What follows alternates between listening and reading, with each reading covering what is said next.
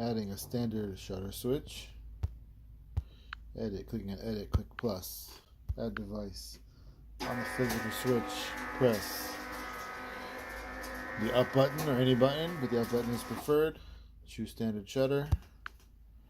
Change the name to shutter. Whatever name you like, of course. Test is the room. Okay, choosing an icon. Choose a shutter. And now the switch will automatically go through a configuration, calibration process. The switch will start to go up, and once it reaches up, it will go down. Once it reaches down, it'll go back up. And this is automatic calibration. Click done. And the switch, the shutter is in my home. If I press it, I can get details and timer. Short press, and I can see and set according to percentages.